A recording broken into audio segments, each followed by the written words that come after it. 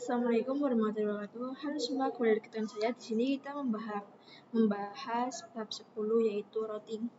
Masih mengenai MTJNA, kita akan belajar mengenai routing. Routing itu ibarat seperti kantor pos bekerja untuk mencari jalur tercepat untuk mengirimkan paketnya. Jadi routing dapat didefinisikan sebagai proses melewatkan data dari satu jaringan ke jaringan lain. Dan routing bekerja pada layar 3 network model. Oke, langsung saja materi yang pertama yaitu konsep klasifikasi routing. Jadi routing dibedakan menjadi dua ya. Yang pertama adalah static routing, yaitu yang dibuat dengan menambahkan secara manual ke router tablet. Sedangkan dynamic routing adalah routing yang dilakukan dengan melakukan enable fungsi protokol pada router tersebut, maka secara otomatis router akan mencari jalannya sendiri. Nah, untuk dynamic routing tersendiri itu terbagi menjadi dua konsep, ada yang bernama IGP atau Internet Gateway Protocol atau Exterior Gateway Protocol. Untuk IGP dapat digunakan pada intra-autonomous system routing dan diterapkan untuk mengendalikan dalam satu organisasi. Mudahnya adalah jaringan memiliki kebijakan routing yang sama, contohnya seperti sekolah, perusahaan, dan lain-lain. Berbeda dengan EGP yang digunakan pada inter-autonomous system routing yang atau digunakan untuk routing antar AS yang berbeda. EGP biasanya digunakan dalam internet, contohnya seperti kampus ke ISP ke ISP, dan sekolah ke ISP, perusahaan ke ISP, dan lain-lain. Kemudian ada protokol di IGP, ia terbagi menjadi 3 jenis. Yang pertama adalah jenis distance for routing protokol. Ia bekerja dengan cara menentukan titik-titik terdekat. Contohnya adalah RIP versi on-RIP versi 2 dan IGRP. Kemudian ada link state routing protokol, itu bekerja dengan cara melihat besaran bandwidth, contohnya seperti USPF, IS, dan jenis yang ketiga adalah hybrid routing protokol, yaitu gabungan dari distance dan link state. Contoh protokolnya adalah IGRP. Kemudian untuk EGP ia memiliki satu jenis protokol saja, yakni PGP. Materi yang kedua yaitu routing table dan routing flag. Seperti yang kita ketahui, router berfungsi untuk menghubungkan perangkat yang berbeda network. Nah, untuk menghubungkan perangkat tersebut haruslah dilihat berdasarkan routing table. Jadi routing table berisi informasi mengenai route ke jaringan atau network tertentu, atau juga berisi nilai prioritas atau matrik dari masing-masing route. Untuk routing table ia terbentuk dari semua route yang berasal dari dynamic routing protocol dan semua route untuk network yang directly connected ke router, serta terbentuk dari konfigurasi tambahan yaitu routing route static.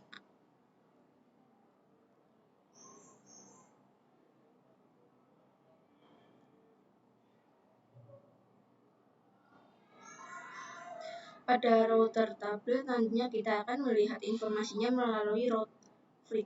Nah, simbol-simbol yang terdapat di sini memiliki definisinya masing-masing, seperti D itu artinya dynamic, A untuk aktif, C connect, dan lain sebagainya. Perhatikan untuk salah satu contohnya adalah DAC yang berarti dynamic active connect, yaitu dapat otomatis terinput karena pada interface mikrotiknya sudah tersambung ada pula AS yaitu aktif statik, yang artinya ia dilakukan secara manual. Materi yang ketiga yaitu static routing. Static routing diperlukan dalam beberapa situasi tertentu, tergantung pada kebutuhan spesifik dan karakteristik dari jaringan yang dikelola. Misalnya kita memiliki kantor pusat dan beberapa cabang kantor yang ingin semuanya kantornya dapat terhubung. Nah, kita dapat menggunakan static routing. Ini static routing dibuat dengan cara menambah jalur manual ke router tablet. Rumus dari static routing sendiri itu mudahnya bisa dikatakan adalah dengan mau kemana dan lewat kemana. Dapat diperhatikan pada topologinya, misalnya router 1 ingin akses network yang ada di router 2. Jadi router 1 ingin mengirim data ke PCB yang terhubung ke router 2, maka kita harus memberitahu router 1 bahwa untuk mencapai PCB data harus dikirim melalui portal itu, yaitu Ethernet 1. Selanjutnya ada karakteristik dari static routing, yaitu mudah dikonfigurasikan pada jaringan skala kecil. Jadi perlu diketahui bahwa static routing tidak cocok untuk digunakan jaringan skala besar, lalu membutuhkan research yang ringan dan manual konfigurasi setiap penambahan jaringan baru. Saya sudah siapkan 2 router dan sudah dinyalakan, dan untuk namanya juga sudah saya sesuaikan. Kemudian ada ISP juga yang kita bisa klik edit. Kali ini kita akan gunakan tipe cloud. Maka nantinya kita akan mendapatkan RAM IP kelas A yakni 10.x dan juga ini dapat berupa IP privat, namun perlu diketahui jika konsep ini diterapkan pada dunia nyata, maka MikroTik akan mendapatkan IP-nya tipe IP public. Kemudian kita hubungkan si ISP dengan router 1. Kita akan cek IP yang didapatkan. Kemudian dapat kalian lihat di sini saya mendapatkan IP 10.0.37.80. IP tersebut kita bisa tuliskan pada node-nya.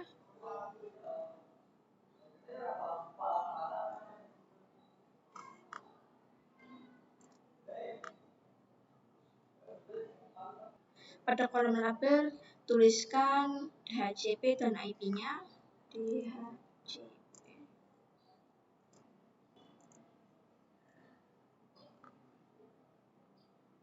Menyiapkan teks IP, jadi untuk IP 10.1 kita berikan untuk Ethernet 2 di router 1, kemudian untuk 10.2 diberikan untuk Ethernet 1 di router 2, lalu IP 11 diberikan kepada Ethernet 3 di router 1 yang mengarah ke klien, dan IP 2.1 kita letakkan di Ethernet 2 pada router 2 yang mengarah ke klien. Untuk IP 1.2 milik VPC 1 dan 2.2 milik VPC 2. Kemudian di sini kita dapat simpulkan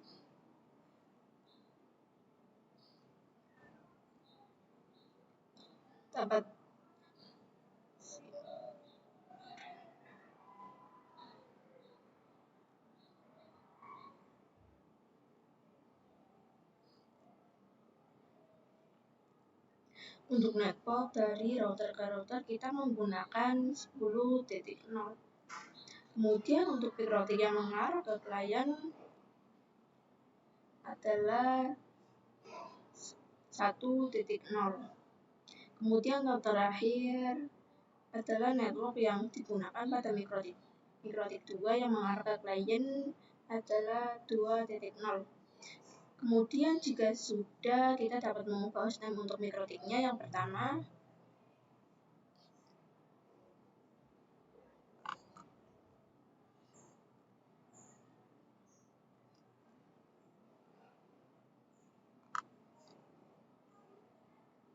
dengan mengetikkan sistem identity set name router 1.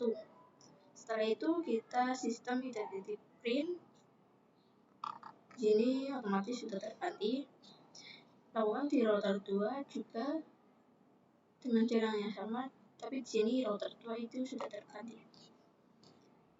Sudah selesai mempersiapkan topologinya. Sebelum masuk pada konfigurasi tadi, kita perlu melakukan koneksi antara PC dengan VNet terlebih dahulu. Caranya kalian bisa buka command prompt,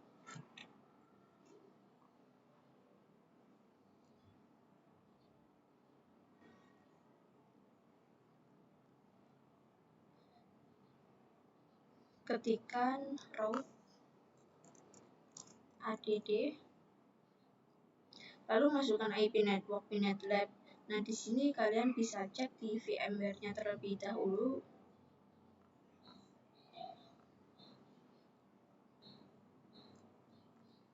IP solve IPA solve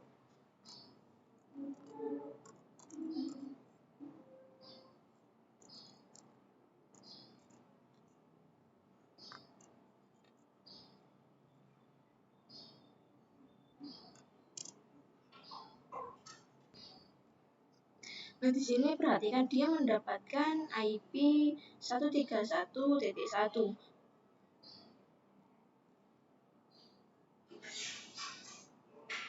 Pada aplikasi command prompt kita bisa ketikkan 10.0.13.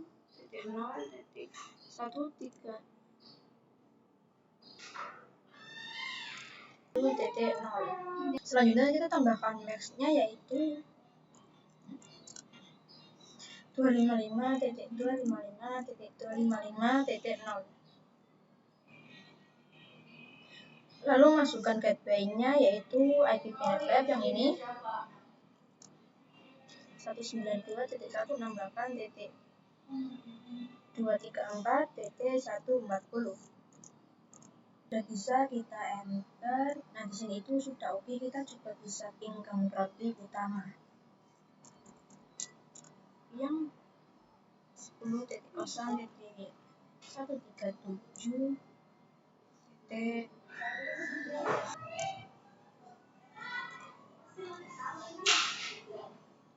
Di sini sudah berhasil. Selanjutnya bisa buka Winbox. IP 10.0.137.35. Untuk konfigurasi static routingnya. Di sini kita akan coba untuk mengakses router 2 pada Winbox tanpa teridentifikasi IP-nya. Untuk melakukan hal tersebut, kita akan menggunakan fitur Ramon pada Winbox. Kalian bisa pilih menu tools, Ramon. Pada enable kita centang. Setelah itu kita apply. Terus oke. Kita buka aplikasi VNet Lab.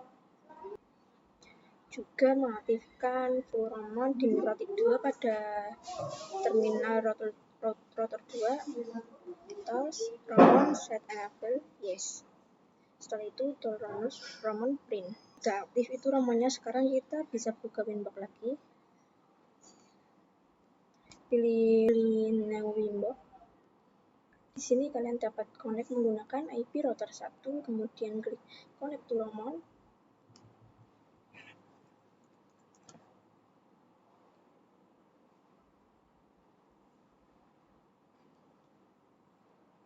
Connect to Ramon.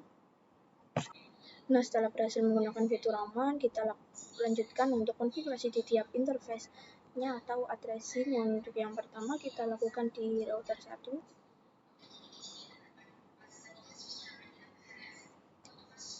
Terlebih dahulu klik menu IP, lalu addresses. Di sini kalian klik add.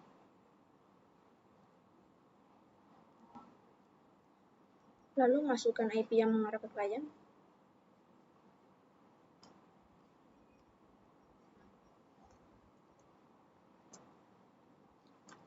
Itu 92.168.1.1/24. Untuk address-nya 3. Apply. Oke. Lalu tambahkan lagi add. Untuk 2.10.1.1/24. Address-nya 2. Di sini apply. Oke. Lanjut untuk addressing di router 2.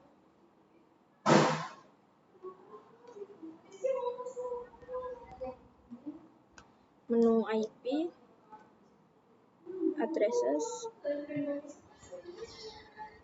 klik add.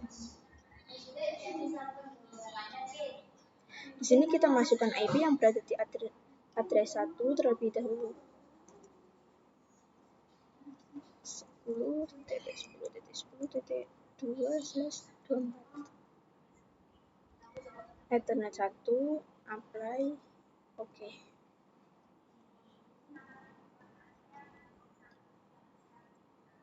Lakukan addressing yang mengarah ke kliennya, klik add lagi. yaitu 192.168.2.1/24. Patternnya 2, klik OK. Selanjutnya bisa kita cek root tabletnya, kita cek di window router 1.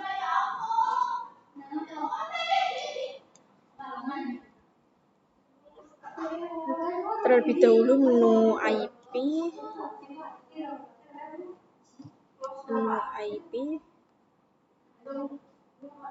routers. Nah, di sini perhatikan terdapat root flag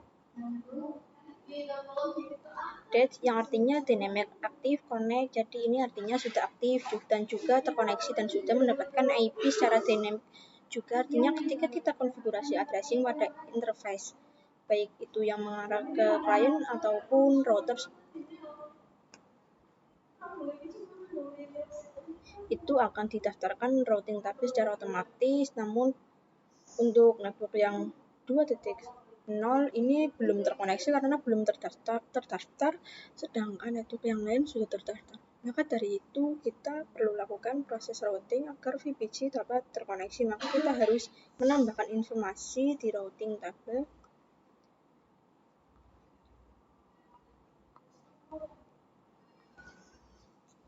Di sini kita klik add.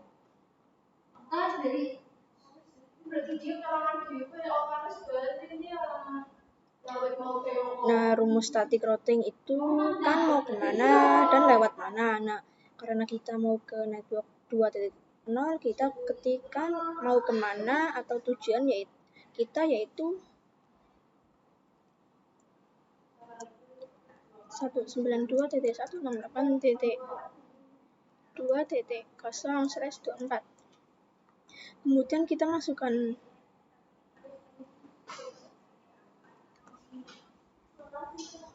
kita mau lewat mana. Nah, ini karena dari router 1 in ke network 2.0, maka ia melewati Ethernet 1. Jadi bagian gateway-nya kita ketikkan 10.10.10.2. Apply. Oke. Nantinya akan ada informasi AS yaitu aktif statik. Kemudian kita akan lakukan juga pada router 2.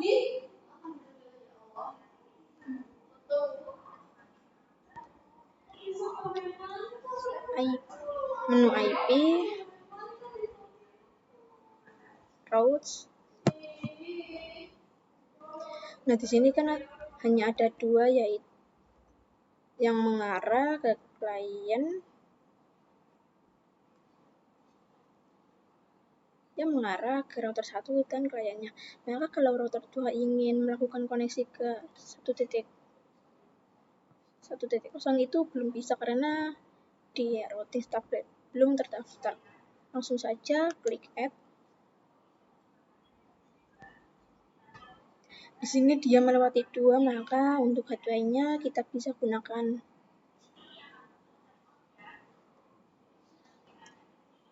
10.10.10.1.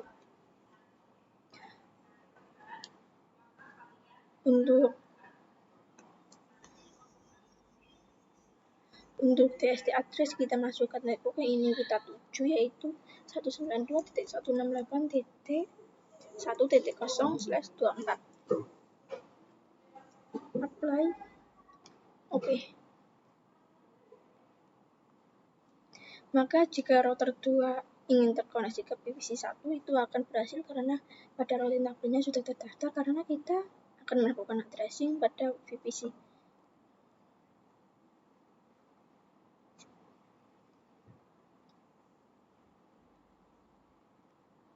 Kita nyalakan VPC dulu, kita buka terminal VPC 1.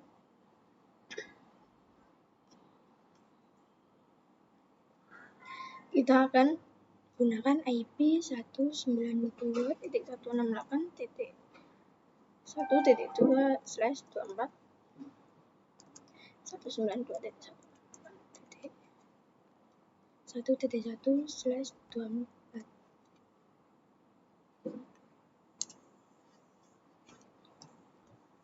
Di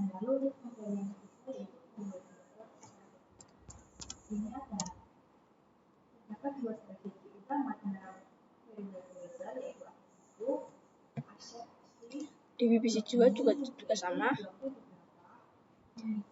IP 192.168.192.168.2.1/24. Maka kita sudah berhasil melakukan static routing pada 2 router. Masuk yang kelima yaitu studi kasus routing 3. Jadi kalian di sini saya sudah menambahkan satu perangkat router dan juga VPC sebagai klien. Di sini saya sudah ubah host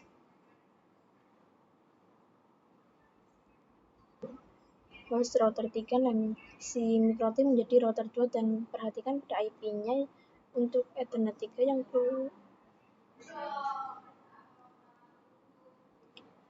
dimiliki router 2 dan mengarah ke router 3 akan mendapatkan IP 20.1/24.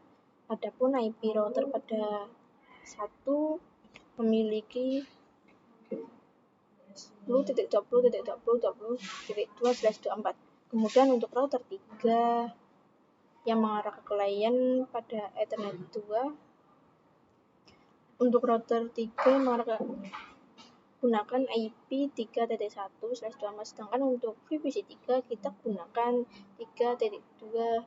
Nah, di sini saya juga menuliskan networknya yaitu saya juga sudah menuliskan networknya yaitu 20.0 dan juga 3.0. Saya juga sudah mengaktifkan fitur aman, jadi kita bisa lanjutkan ke addressing.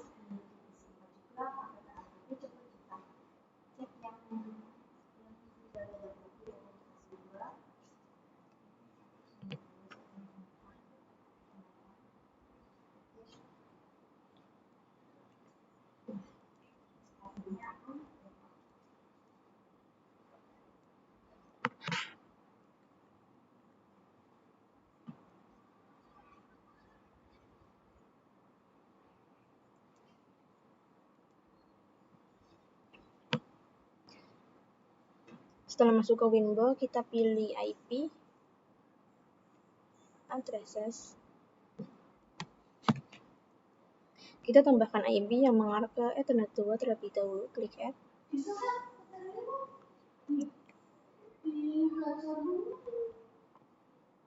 Yaitu 192.168.3.1/24. Ethernetnya 2. Apply. Oke. Kita tambahkan lagi addressnya. Address yang mengarah ke router 2 dan 1 yaitu 10. Yaitu 10.20.20.2/24. Ethernet 1. Apply. Kita terus oke.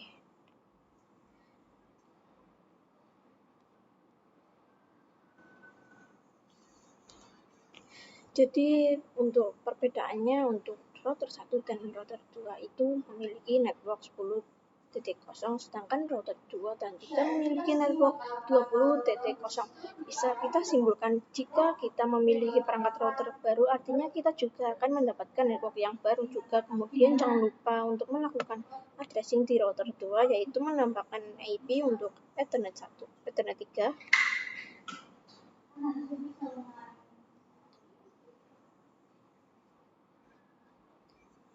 Menu IP, lalu menu IP, addresses, menu IP, addresses, klik Add, isikan IP-nya 10.20.0/24, Ethernetnya 3,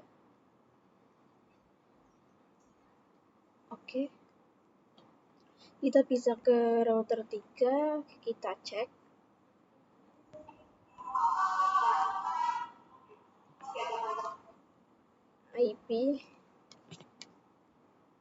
IP, lalu routes.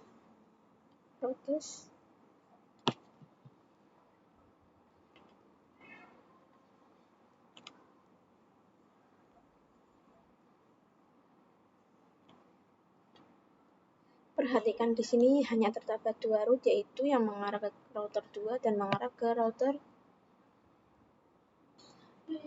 3. Sekarang kita akan mendaftarkan network yang belum terdaftar seperti sebelumnya. Untuk caranya di sini sama persis.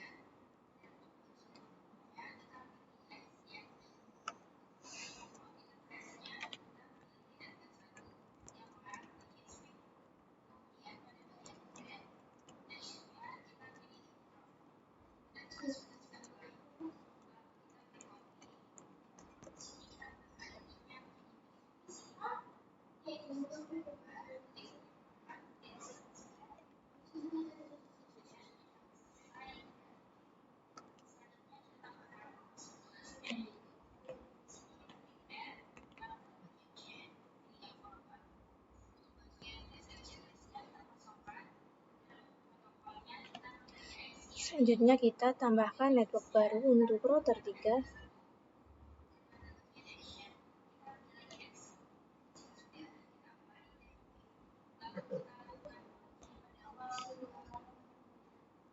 Yaitu 10.20.20.0 dan yang mengarah ke VPC 3 yaitu 192.168.3.0. Di kedua router yang klik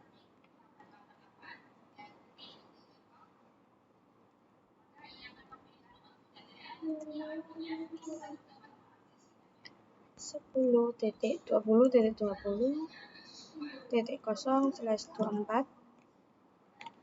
Nah, di router pertama karena ia melewati Ethernet 1, berarti gateway-nya yang digunakan adalah 10.2.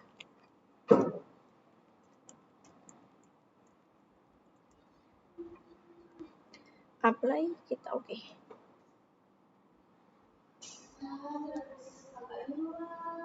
Windows router 2. Di bagian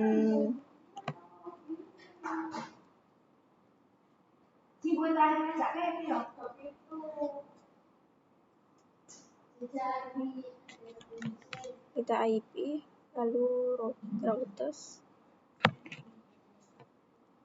klik add.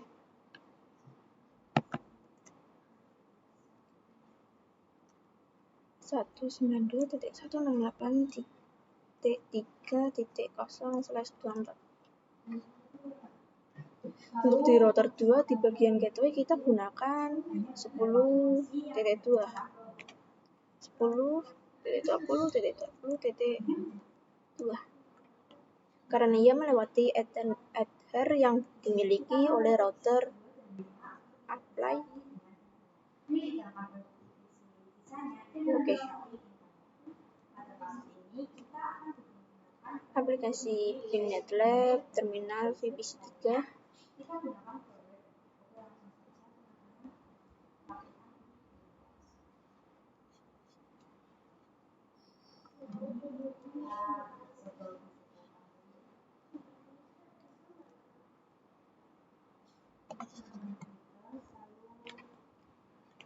Selanjutnya kita lakukan addressing VPC 3, kita ketikkan IP 192.168.3.2/24. 192.168.3.1/24. Enter.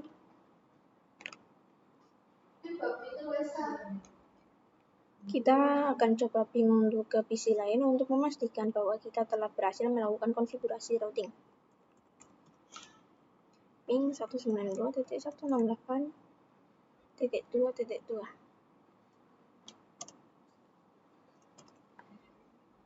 Perhatikan di sini berhasil ping yang menandakan bahwa kita telah berhasil konfigurasi routing. Materi selanjutnya yaitu static routing with internet. Jadi pada kasus sebelumnya kita telah melakukan static routing hingga 3 router, namun di sini saya juga sudah menambahkan 1 router lagi dan sudah terkoneksi dengan router lain, namun yang memiliki router ke internet hanyalah router 1. Jadi agar router lain dan klien dapat terhubung dengan internet, maka kita perlu menggunakan default route. Langsung saja kita konfigurasi.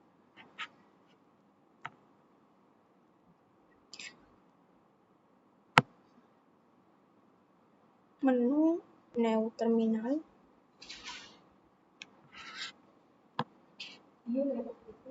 Ketikkan IP route add gateway 10.10.10.1. Kemudian kita cek IP route print.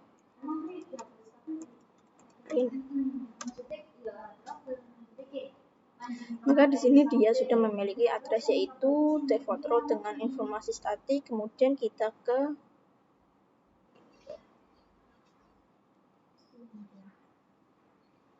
router 3. Kita coba menggunakan GUI IP lalu routers.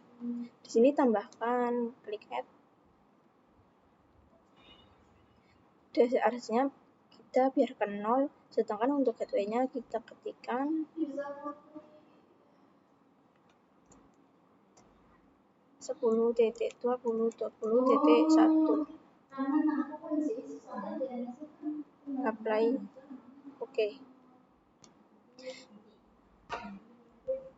Nanti di sini sudah ada informasinya. Selanjutnya kita lakukan di router 4.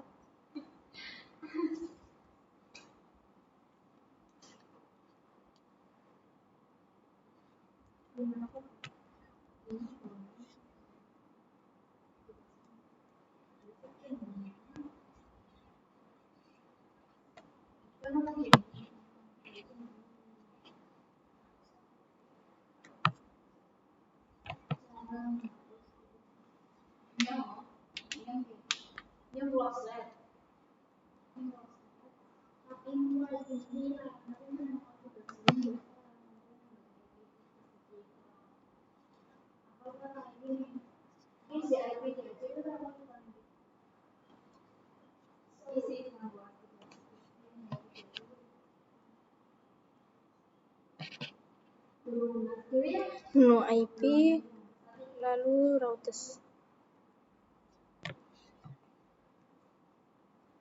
Klik add. Gateway-nya kita ketikkan dengan 10.30.30.1.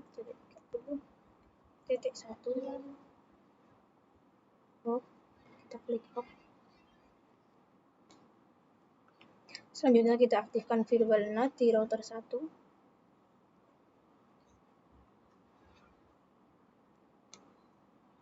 Menu IP, lalu virtual.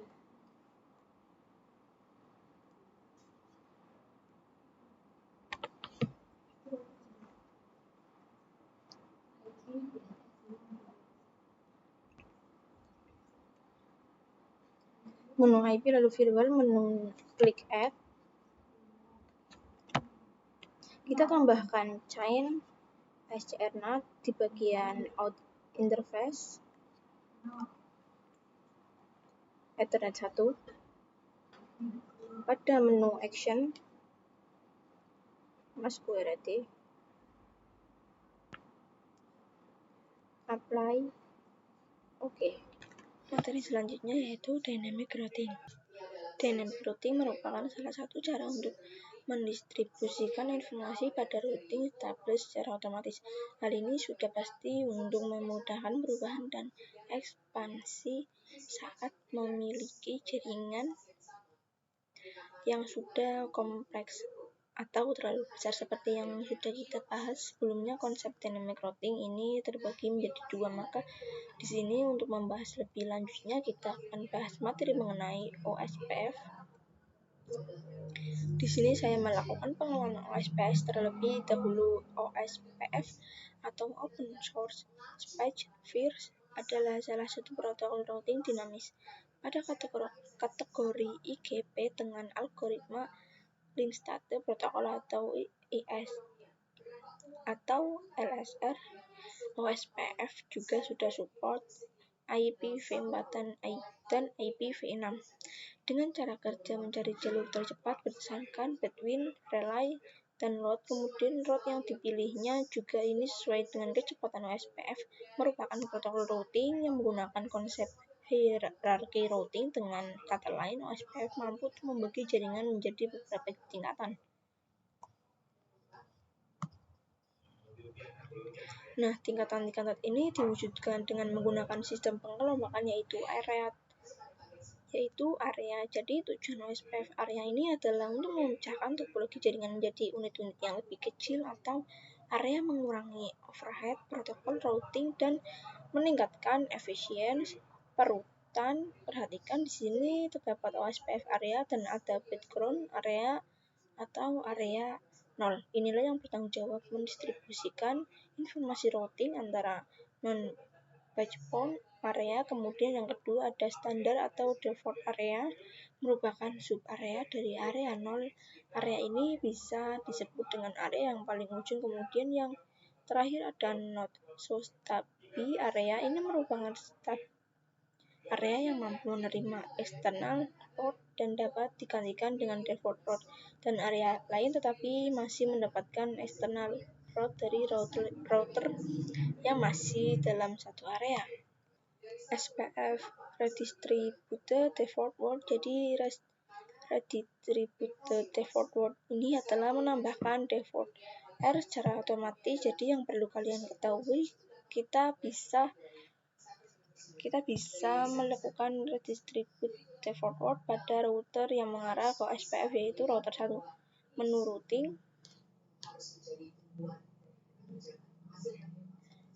routing, lalu OSPF,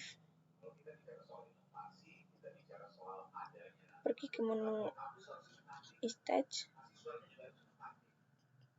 lalu double klik pada default.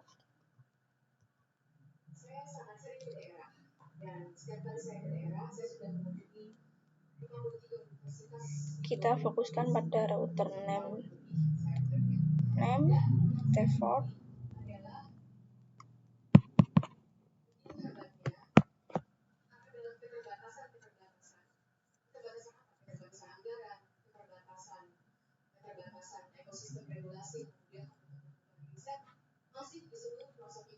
name default, distributed default route, pilih IF,